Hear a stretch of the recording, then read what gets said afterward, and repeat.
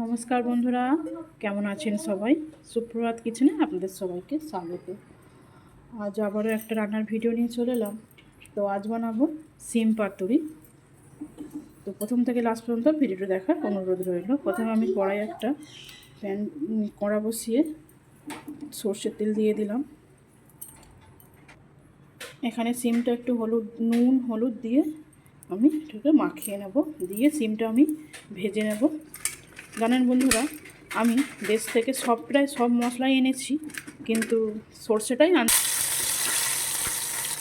কড়াটা খুব গরম হয়ে গেছিলো, সেই জন্য দিয়ে দিলাম। সর্ষেটা আমি আনতে ভুলে গেছি। জানেন, এখানে কোনো মশলা খুব একটা ঠিকঠাক স্বাদ লাগে না, সেই জন্য আসার সময় আমি সব নিয়ে এসেছি। সর্ষে আনতে ভুলে গেলাম। দেখাবো এখানে সর্ষেটা কীরকম। দেখুন, একবারে ছোট্ট ছোট্ট দানা দেখতে পাচ্ছেন। এখানে আমি পোস্ত দিয়েছিলাম কিছুটা ভিজিয়ে, একটু সর্ষে আমি দিয়ে দেবো। এর সাথে কাঁচা লঙ্কা দিয়ে একটু বেটে নেবো আমি। দেখুন বন্ধুরা, এখানে সিমটা কিন্তু ভাজা হয়ে গেছে।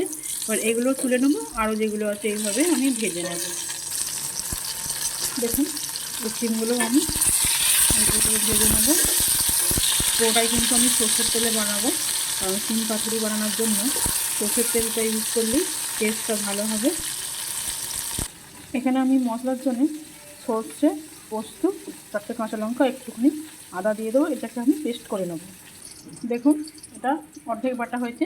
এতে আমি 1 চামচের মতো দই দিয়ে দেবো, দিয়ে এটাকে আবারও পেস্ট করে নেব।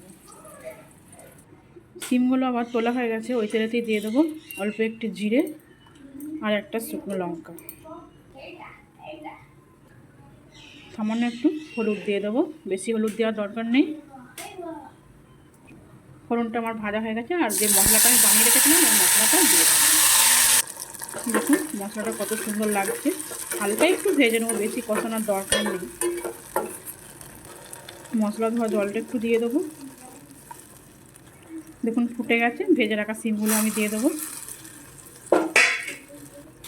পরিমাণে একটু নুন দিয়ে দেবো।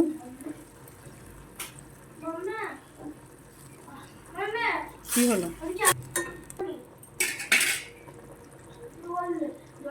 অল্প একটু সিদ্ধ হতে দেবো। দেখুন বন্ধুরা, সিম পাতুরিটা আমার প্রায় কমপ্লিট হয়ে গেছে। অল্প একটু ঘি দিয়ে দেবো। ঘিটা আমি খুবই সামান্য দেবো, কারণ এটা ঘরের ঘি, গাওয়া ঘি, তাই বেশি তরকারিটাও খুবই কম, সবজিটা তাই অল্প করেই দেবো আমি। আর দেবো ঘরের বানানো সামান্য একটু ভাজা মশলা দিয়ে আমি এটাকে কমপ্লিট করব। তো আমার এই সিম পাতুরি আমি একটু অন্যরকমভাবে বানালাম। যদি আপনাদের ভালো লাগে আমার রান্নাটা, আমার চ্যানেলটাকে একটু সাবস্ক্রাইব করবেন, একটা লাইক করবেন, কমেন্টসে বলবেন কেমন হয়েছে, বা আপনারা বাড়িতে বানিয়ে দেখবেন। গন্ধটা কিন্তু খুব সুন্দর উঠেছে বন্ধুরা, খুব সুন্দর লাগছে। দেখুন কালারটা, দেখুন কত সুন্দর লাগছে। তো ভিডিওটা আমি এখানেই শেষ করছি। ভালো লাগলে একটা লাইক করবেন। তো এখানেই শেষ করছি। ধন্যবাদ।